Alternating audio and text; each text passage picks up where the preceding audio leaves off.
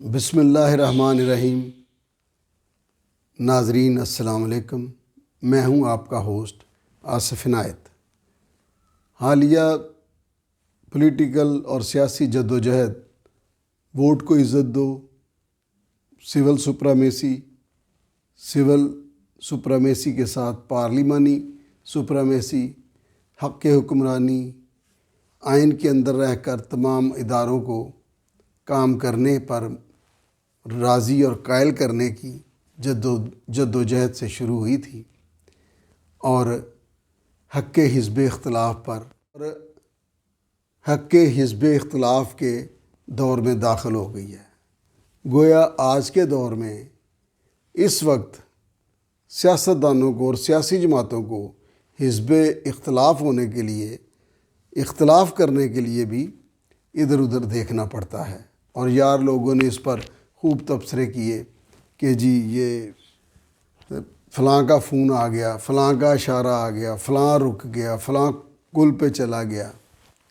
اور یہ جو حالیہ اسٹیٹ بینک بل پاس ہوا ہے، اس میں مجھے حیرت ہے کہ یہ اتنا ہی برا ہے تو پھر حکومت کو مورد الزام ٹھہرانا چاہیے، اور کہاں حکومت کے ترجمان اور وزراء اپوزیشن کو تنزیہ مبارکبادیں پیش کر رہے ہیں، شکریہ ادا کر رہے ہیں کہ جی آپ کی مہربانی، جبکہ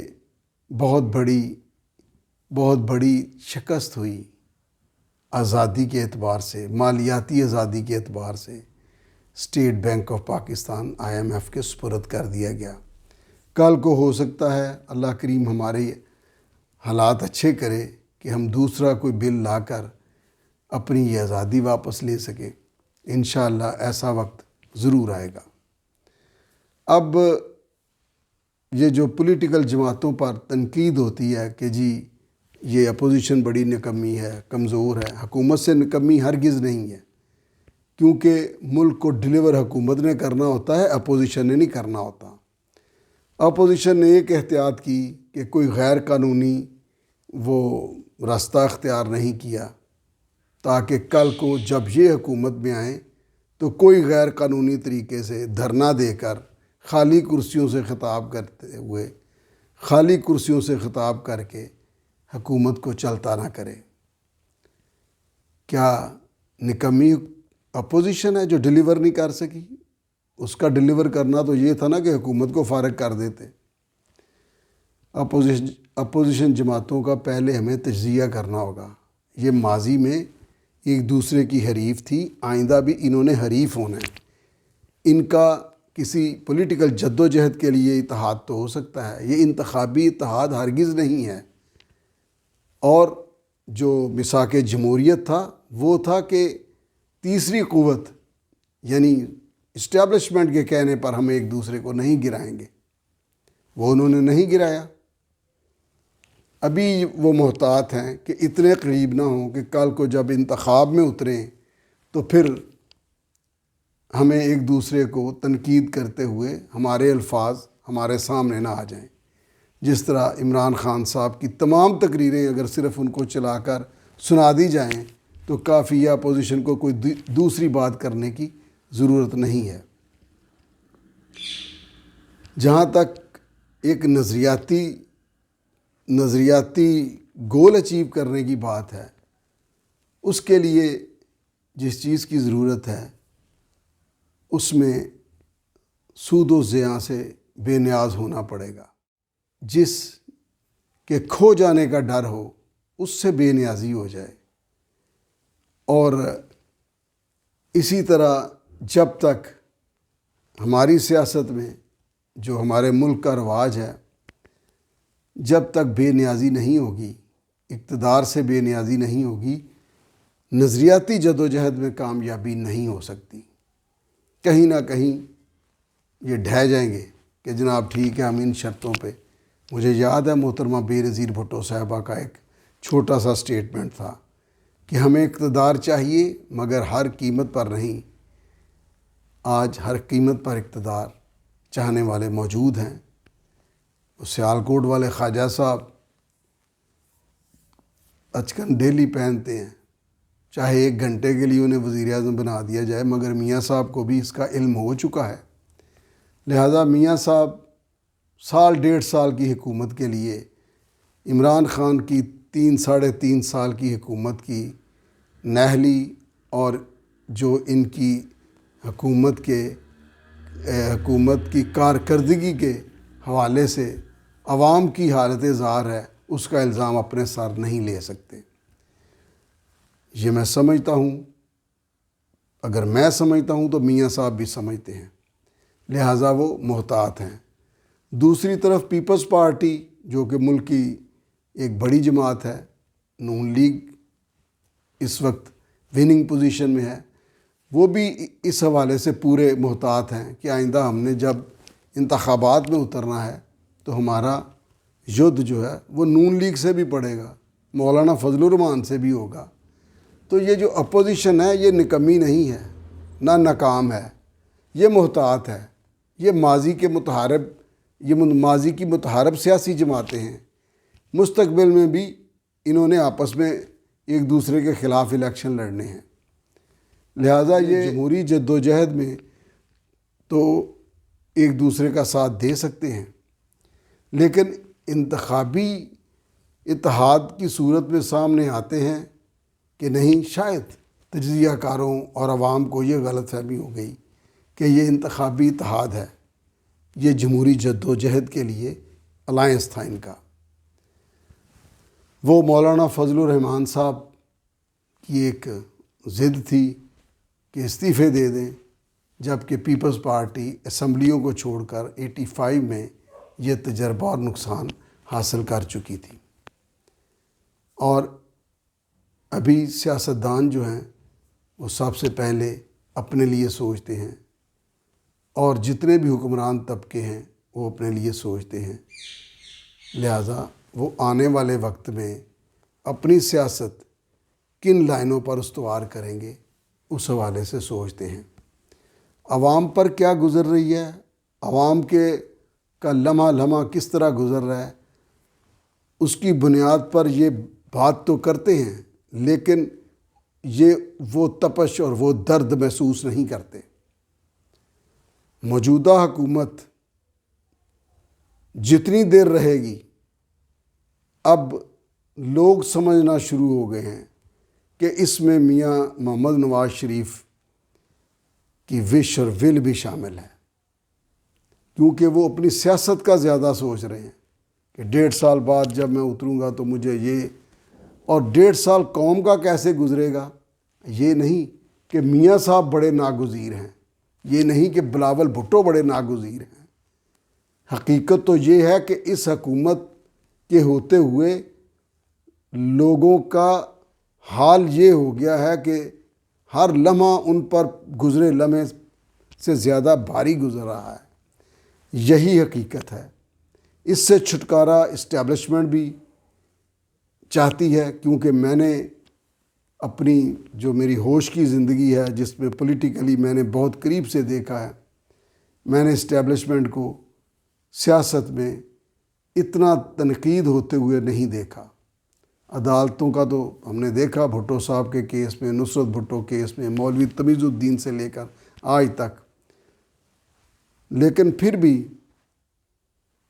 وہ جو عام کیسز ہیں، پولیٹیکل کیسز سے ہٹ کر لوگوں کے درمیان انصاف کا بندوبست کرتی رہی ہیں۔ سیاسی حوالے سے ان کا کردار مختلف ہے، جبکہ اسٹیبلشمنٹ کو جتنا اس دور میں ڈسکس کروایا ہے موجودہ حکومت نے، موجودہ حکومت کی وجہ سے اسٹیبلشمنٹ کا کردار ابھر کر سامنے رکھا گیا ہے کہ جی ہمارے اوپر ان کا ہاتھ ہے، ہاتھ ابھی ہٹا نہیں ہے۔ شیخ رشید نے تو کمال ہی کر دی کہ گیٹ نمبر 4 پر ہم بیٹھے ہوئے ہیں، لہٰذا اپوزیشن کو وہاں سے کچھ نہیں ملے گا۔ پورے کے پورے پولیٹیکل پارٹیز اور لیڈرشپ اور تمام کی تمام رخ تجزیات کا اسٹیبلشمنٹ کی طرف موڑ دیا گیا، تو پولیٹیکل جدوجہد کدھر رہ گئی؟ وہ کہاں چلی گئی؟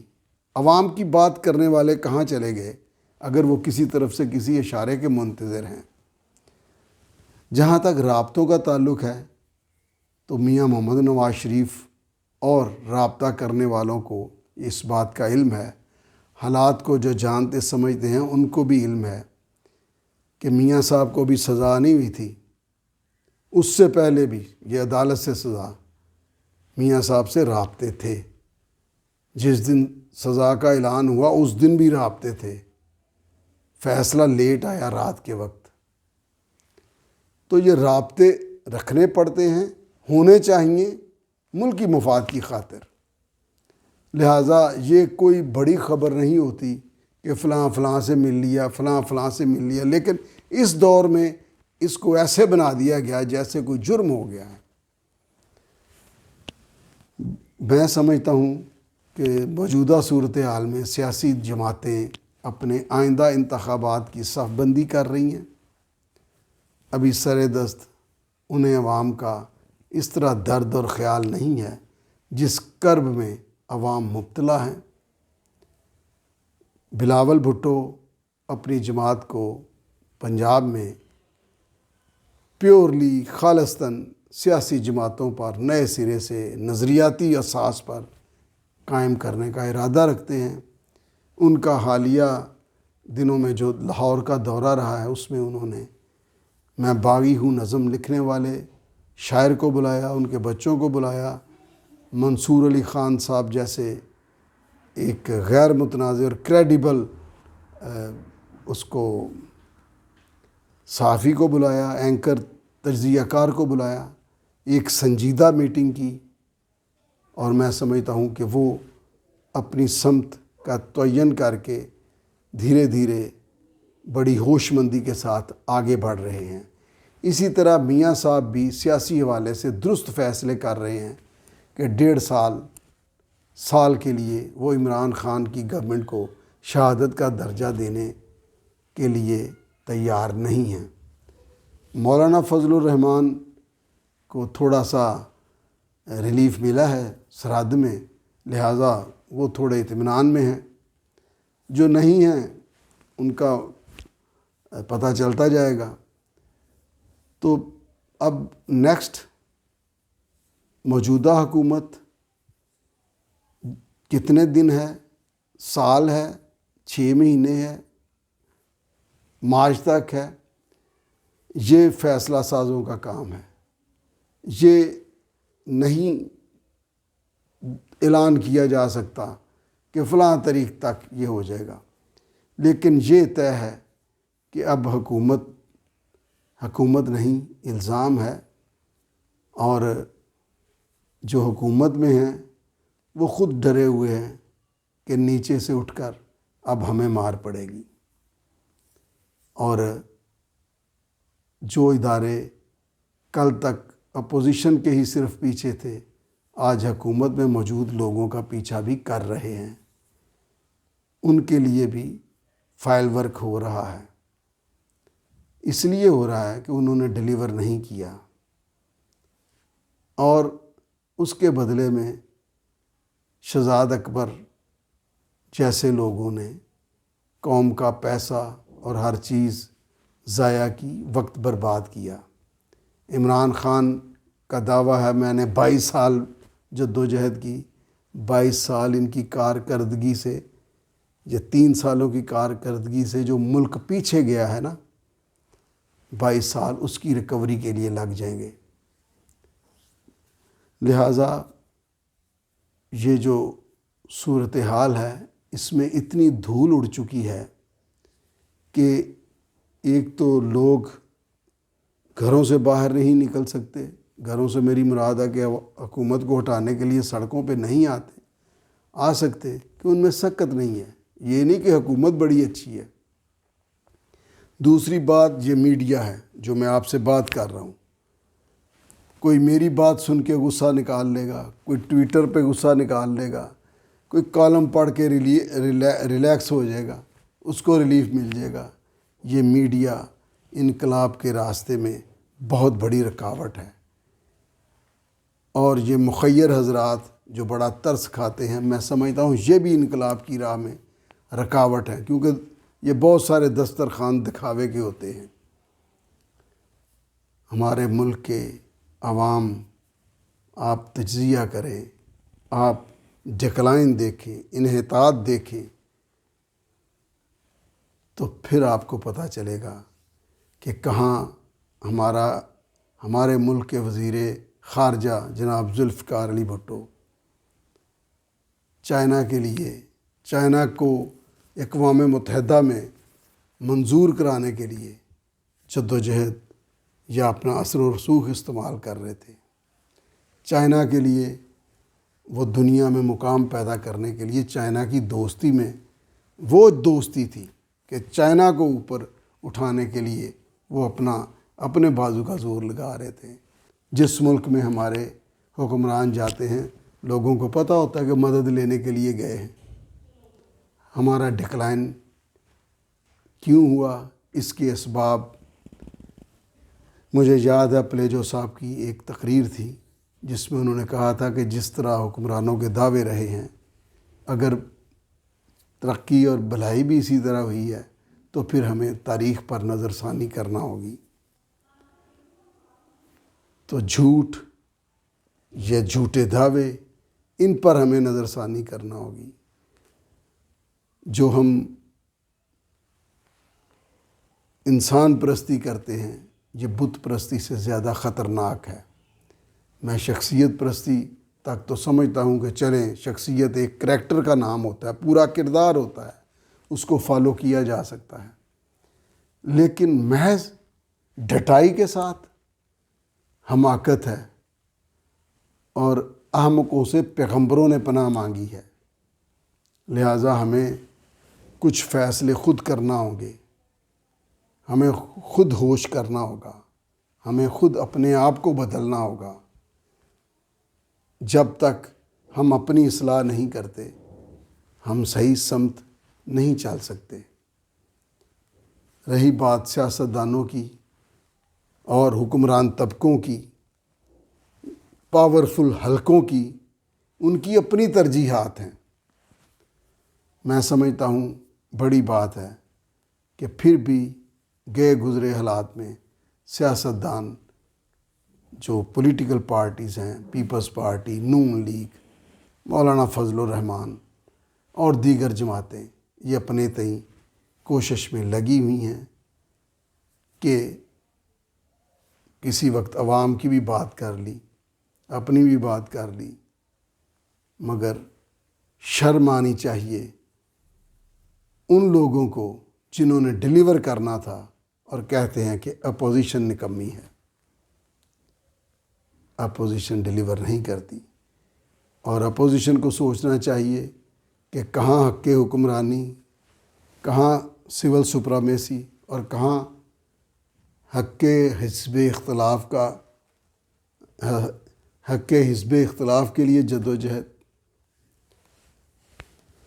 میں سمجھتا ہوں کہ یہ جو حکمران ہیں بات پر، آج میں گیا ہوا تھا تو ادھر صدر پاکستان بھی لگے ہوئے تھے، تقریر فرما رہے تھے، اور اس میں جناب حضرت ابوبکر صدیق رضی اللہ تعالیٰ عنہ باتیں کر رہے تھے، ان کے واقعات سنا رہے تھے۔ رسول اللہ صلی اللہ علیہ وآلہ وسلم کی ایک حدیث طیبہ ہے کہ اوپر والا ہاتھ نیچے والے ہاتھ سے بہتر ہے۔ بد نصیبی سے آپ خود دیکھ لیں، ہمارے جو موجودہ حکمران ہیں ان کا ہاتھ اوپر والا رہا ہے یا نیچے والا رہا ہے۔ آج کے لیے اتنا ہی، ملتے ہیں اگلے ویلاگ میں۔ اللہ حافظ۔